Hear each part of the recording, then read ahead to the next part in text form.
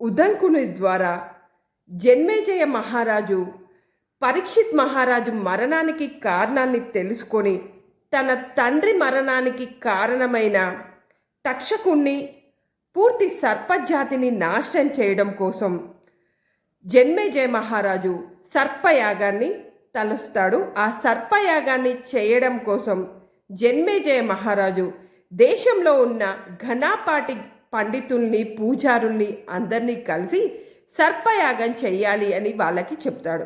వాళ్ళు సర్పయాగానికి అంగీకరించి రాజ్యానికి వస్తారు.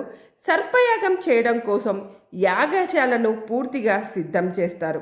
ఇక జన్మేజయ మహారాజుకి అతని భార్య అయిన వపుష్టాదేవికి ఇద్దరికి ఆసనం ఏర్పాటు చేసి సర్పయాగం మొదలు పెడతారు పండితులు ఒక్కొక్క పామును పిలిచి స్వాహ అని చెప్పగానే ఆ పాము వచ్చి అగ్నికి ఆహుతైపోతూ ఉంటుంది. అలా తెల్ల పాములు, నల్ల పాములు, నీలపు రంగు పాములు, ఆకుపచ్చ పాములు, ఎరుపు రంగు పాములు, చిన్న పాములు, ముసలి పాములు, ప్రౌఢ పాములు, 2 తలల పాములు, 5 తలల పాములు, ఇలా ప్రతి పాము అగ్నికి ఆహుతైపోతూ ఉంటుంది.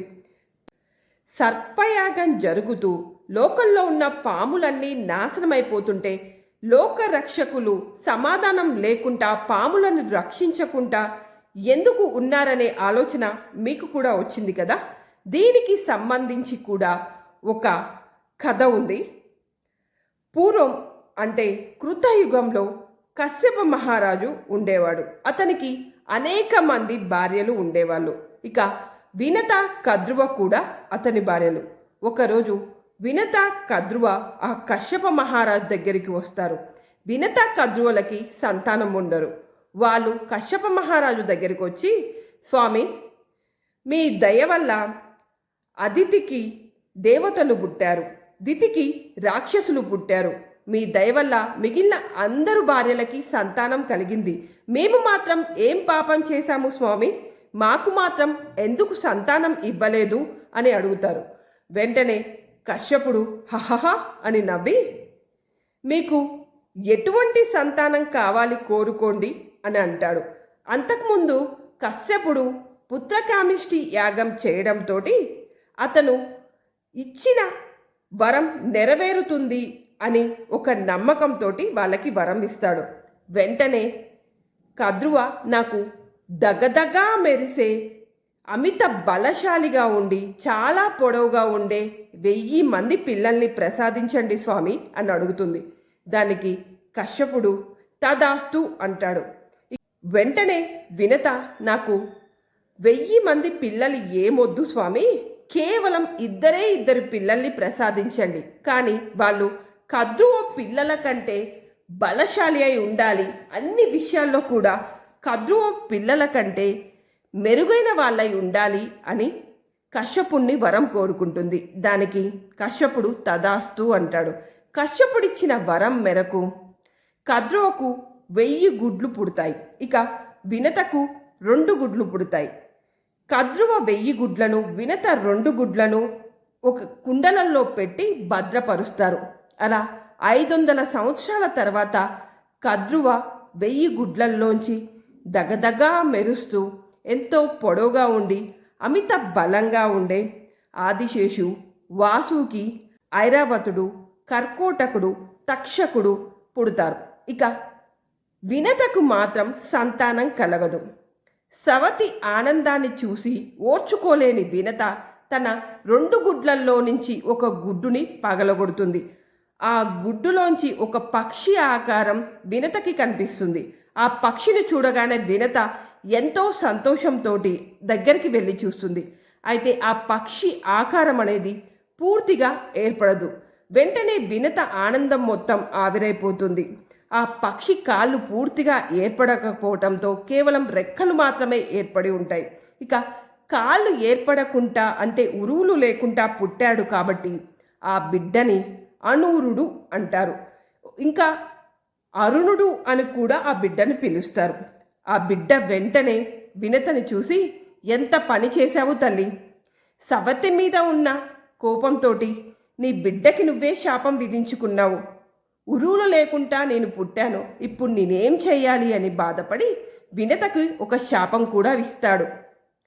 ఏ సవతిని చూసి నువ్వు ఈర్ష్యతో నన్ను ఈ విధంగా అయితే పుట్టించావో ఆ సవతికే నువ్వు దాసివైపోదు కాక అని అనూరుడు వినతకి శాపం ఇస్తాడు. ఇక అనూరుడు సూర్యుని దగ్గర రథసారథిగా వెళ్ళాలని నిర్ణయం తీసుకొని వెళ్తూ ఉంటాడు. అప్పుడు తన తల్లిని చూసి ఎంతైనా నా తల్లి కదా అని జాలిపడి ఈ విధంగా చెప్తాడు. ఇక మిగిలి ఉన్న ఆ ఒక్క గుడ్డునైనా నువ్వు పగలగొట్టకు తల్లి, ఆ గుడ్డులోంచి వచ్చే బిడ్డ నీ ఈ దాస్య సంఖ్యల నుంచి విముక్తి కలిగిస్తాడు. ఆ బిడ్డ సాక్షాత్తు ఆ ఇంద్రుడు అంత బలవంతుడై వస్తాడు. ఆ గుడ్డుని మాత్రం జాగ్రత్తగా చూసుకో, అతని వల్లే నీకు విముక్తి వస్తుంది అని చెప్పి అనూరుడు సూర్యభగవానుడి దగ్గర రథసారథిగా వెళ్ళిపోతాడు. ఇక ఆ రోజు నుంచి అనూరుణ్ణి అరుణుడిగా పిలుస్తారు. సూర్య ఉదయం వచ్చే కంటే ముందు అరుణోదయం వస్తుంది. ఇక ఈ కథను ఇలా ఉంచితే, పూర్వం అమృతాన్ని పొందడం కోసం దేవతలు దానవులు క్షీరసాగర మదనం చేయాలనుకుంటారు. ఆ క్షీరసాగర మదనం చేయడానికి కవ్వంగా మందర పర్వతాన్ని వాడతారు. ఆ మందర పర్వతానికి తాడుగా వాసుకిని వాడతారు. వాసుకిని పట్టుకొని దేవతలు దానవులు మందర పర్వతాన్ని చిలుకుతారు. అలా చిలుకుతున్న సమయంలో అనేక వస్తువులు ఆ పాలకడల నుంచి ఉద్భవిస్తాయి. అలా ఉద్భవించిన దానిలో ముందుగా విషం పుట్టుకొచ్చి నలుమూలలా వ్యాపించింది. అప్పుడు పరమశివుడు ఆ విషాన్నంతా నేర్పుగా ఒక చోట బంధించి ఆ మొత్తాన్ని తన కంఠంలో పదిలపరిచాడు. అందుకే అతన్ని గరళాకంఠుడు అని అంటారు.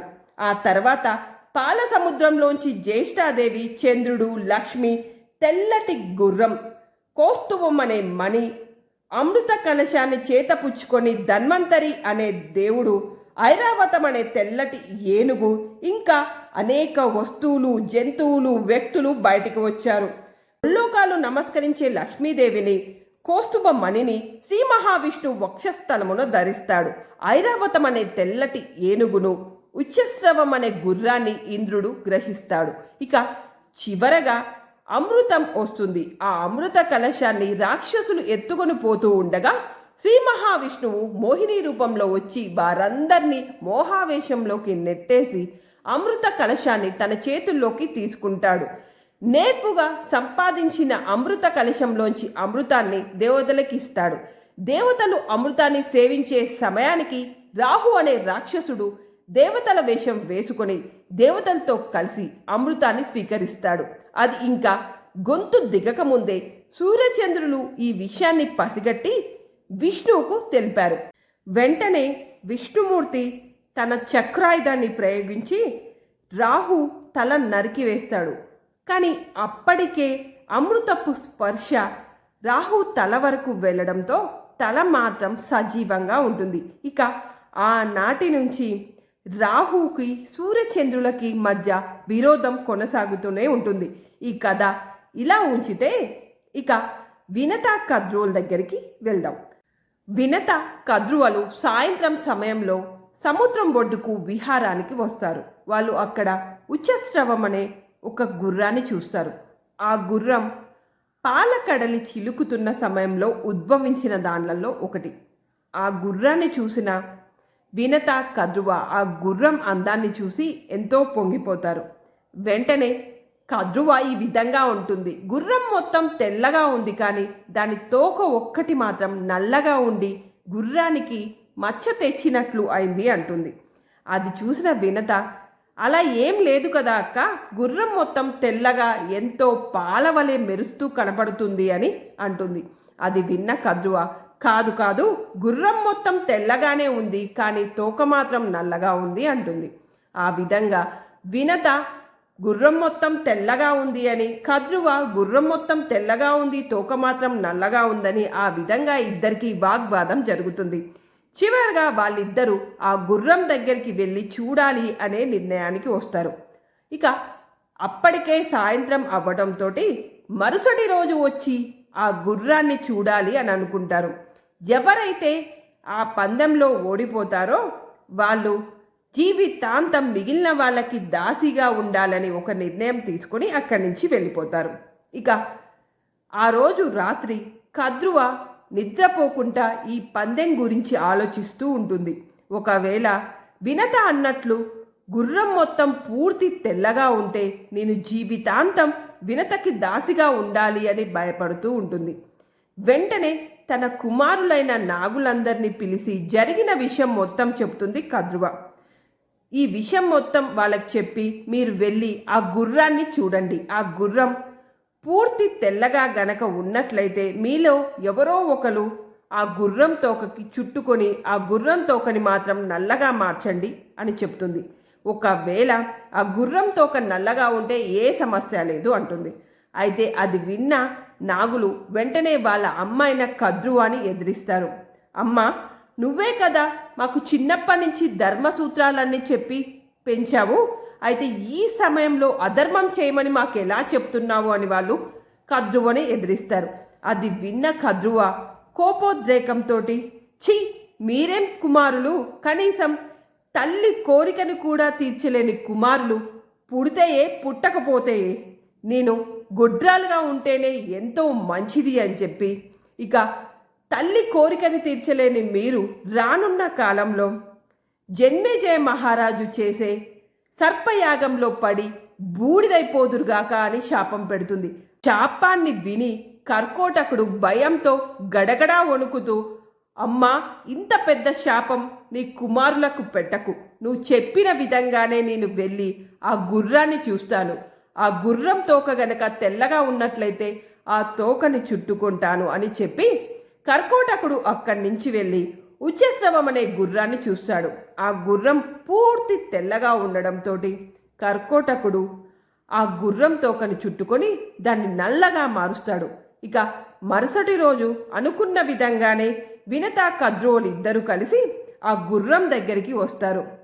వినత తాను చెప్పిన విధంగా గుర్రం పూర్తి తెల్లగా ఉండకపోవడంతో కద్రువ చెప్పిన విధంగా తోక మాత్రం నల్లగా ఉందని గ్రహించి కద్రువకు బానిసగా దాసిగా ఉండడానికి వినత అంగీకరిస్తుంది. ఇక ఆ రోజు నుంచి వినత కద్రువకు దాసిగా ఉండిపోతుంది. ఇక ఇదిలా ఉంటే కొన్నాళ్ల తర్వాత వినత పెట్టిన రెండో గుడ్డు కూడా పక్వానికి వచ్చి పగిలిపోతుంది. ఆ గుడ్డులోంచి గరుత్మంతుడు అనే అమిత శక్తి గలవాడు, అమితమైన ప్రకాశవంతమైన ఇంద్రుడితో సమానమైన బిడ్డ పుడతాడు. వినత రెండో కుమారుడు అయిన ఈ గరుత్మంతుడి వల్ల మొదటి కుమారుడు ఇచ్చిన శాపం తొలగిపోతుందా అనేది మనం తర్వాతి ఎపిసోడ్లో తెలుసుకుందాం.